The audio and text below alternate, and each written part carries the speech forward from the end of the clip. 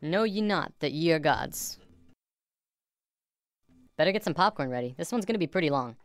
What we're going to be talking about today is something that will be very important in the next few lessons. The topic is male and female energy. From there, we'll be talking about left brain and right brain, then the new children, and bring it full circle. Ready? Deep breath.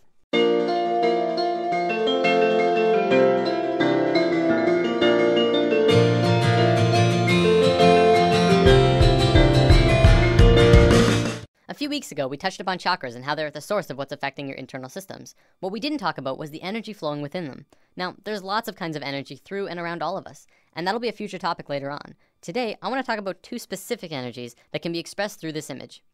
The energy that flows here is male and female energy. Male energy is focused, and female energy is creative and random. Neither of them is greater nor weaker than the other, and both can be extremely powerful when fully manifested. Female energy is the land of unbridled possibilities, creative potential, and affecting the universe from within. Focused male energy takes direct roads from point A to point B. This energy can be as strong as a tank, accomplishing tasks and going where it needs to go with precision and without distraction. The important thing to know about this energy isn't how they move. I'm going to use some super basic sacred geometry to demonstrate this. This is the Fibonacci spiral. We're going to be talking a lot more about it when we dive into the topic. For now, all you have to know is that it starts at 1 and flows outward forever in a very specific way and is present in all life everywhere. As male energy flows through the spiral, it goes from base point to point, from here to here, to here to here. It doesn't curve, it just goes straight where it needs to be. Female energy, however, would flow in the actual spiral. It would go around, going in and around outside all of the lines, but still getting to the same or similar results. This is the graphic representation of how it flows, but it also acts in the same way. From this understanding, you can see how we use these energies in our lives. It's the difference between driving straight to work and being on schedule all the time, and taking the scenic route because it's a more pleasant ride, even if it means being late. It's baking a cake strictly by what it says in the cookbook, and putting it together with what just feels right. It's getting that promotion for working the hardest, and getting that promotion for coming up with the best ideas. Here's a relatable example. It's the difference between Inception and Sucker Punch. Both about dreams, but one of them being the masculine story of professional men just doing their no-nonsense work, trying to get the job done, and the other being the feminine story that was creative and random and, according to many, didn't make much sense.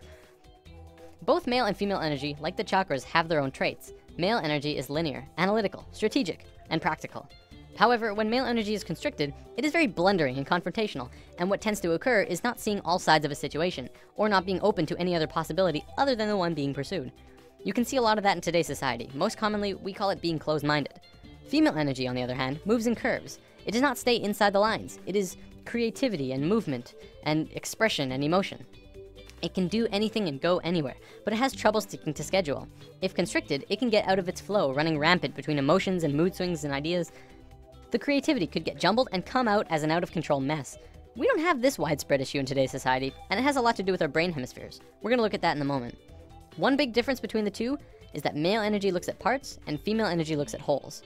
Before I go on, I wanna make this clear. Male and female energy has very little to do with sexual orientation. Like, it's in the mix, but it's not a fundamental part of the energy itself. For example, if you look at the shape of male and female bodies, men have straighter bodies, women have curvier bodies. We'll probably come back to this in a lesson down the road. Okay, brain hemispheres. We have 2 of them, and if you remember what you learned in grade 10 biology, this will be familiar. The left brain is the male energy side of the brain. It is orderly, statistical, logical, and mathematical. It sees things in straight lines, rational and practical. The right brain is the female energy side of the brain. It is our creative side, a free spirit. It is passion and experience of taste and feeling, movement and art. As is the same with the energy, the left brain cannot make sense out of the right brain. You cannot put feelings and expressions within boxes. They must be felt to be truly experienced. The right brain, too, cannot make sense about how the left brain understands things. Okay, so as a species, we are primarily left-brained. Well, incredibly left-brained. This basically means that as a species, we essentially have a male energy imbalance. There is way too much of it. It is dominant and is constricting on the female side of the brain. Now, don't get me wrong, this isn't a bad thing. In fact, it's kind of a blessing in disguise, but we have to talk about some other things first. So, there's nothing wrong with our female energy. We're just not really using it to potential. Our male energy is really messed up, and that's why we're where we are right now. By where we are, I mean the economical, political, financial, religious, nuclear, dolphin and bee killing global war crisis. After lesson 1, I touched upon how right now the world is a mess in a myriad of areas. A few people commented saying, well, study the financial crisis, and study the nuclear crisis, and study the political crisis. They're all completely separate issues. And this is how the male energy looks at parts. We're realizing now that it's constricting on our point of view. As a whole, All of these issues together are further proof that we don't understand how to be harmonious because our male energy is out of sync with each other and the planet. So let's look at indigo children and super psychics. There's a new type of children being born on Earth. Since sometime in the 80s, new children started appearing with different or unusual traits. Their numbers began to increase, and today, nearly 100% of all children born in North America are indigo children. So what are these traits? Let's go over a list developed by Jan Yordi, a play therapist who has been studying and working with indigo children for about 4 years now. As we go over the list, see if any of these sound like you. Maybe strong-willed, independent thinkers who prefer to do their own thing rather than comply with authority figures or parents. Have a wisdom and level of awareness and caring beyond their youthful experience. Traditional parenting and discipline strategies don't appear effective with these children. If you try and force an issue, a power struggle is the typical outcome. Energetically, indigos are vibrating at a much higher frequency, so they can get scrambled by negative energy easier. Emotionally, they can be very reactive and may have problems with anxieties, depression, or temper rages if not energetically balanced. Are creative right brain thinkers, but may struggle to learn in a traditional left brain school system. Often, indigos are diagnosed as having ADD and ADHD since they appear impulsive. This is because their brain can process information faster, and they require movement to help keep them focused. Indigos are very intuitive, often psychic, and may hear, see, or know things that seem unexplainable. Indigos may have more problems with food or environmental sensitivity since their system is more finely tuned. When their needs are not met, these children appear self-centered and demanding, although this is not their true nature. These children have incredible gifts and potential and may be shut down when not properly nurtured and accepted.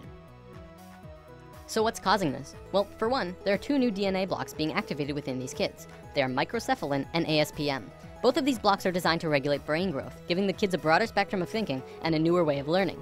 Because of this, the average IQ of an indigo child is about 140, which is 40 to 50 points higher than the average IQ. We're just learning now that our school system's methods of teaching are becoming outdated. It's because our kids are changing. We're going to look at the broader spectrum of why this is happening in a moment. For now, let's move on to the badassery that is the super psychics. These kids are hardcore. They can do anything, literally. Some can move solid objects through walls with their minds. Some are blind, yet they can see everything around them from a myriad of different screens within their head.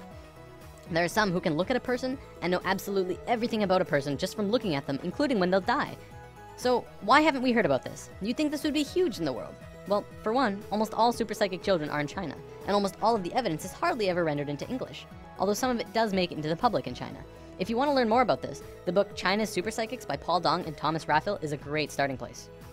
Before we wrap up, we totally have to bring this video full circle. What on earth do the new children have to do with male and female energy? Isn't it obvious? Indigo children are directly connected to our species' male energy, and super psychics to our female. As we grow closer and closer to the peak of the shift, the planet itself is beginning to change. Essentially, this is happening to balance us out. On one half of the world, indigo children are being born. On the other half, super psychics. They are here to help the consciousness of the planet in an incredibly crucial time. There are way more indigo children on the planet than super psychics because it's our male energy that needs to understand. It's through the indigo children and their new way of thinking, which is affecting the consciousness of the planet, putting us back onto the harmonious path. As we just learned, to understand things, it takes 2 to tango. You cannot only understand something by reading about it. You need both sides of the brain to click. In the modern world, things like astral projection and channeling aren't really considered science. One of them is exploring different realms outside of the body, and one is communicating with beings of higher consciousness. And yet, because we can only seem to measure it from experience, it doesn't qualify to be legitimate. Because of this left brain constriction, we have lost a major part of what life is about. See, what we have is called polarity consciousness. We see everything in 2 ways, good or bad, hot and cold, right and wrong, religion and science.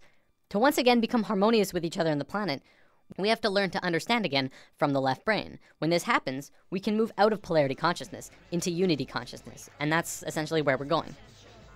That about wraps it up. See you next time. We are suspended in this one moment, a movement spiraling in fractal design, but your mind caught up in linear time. You're too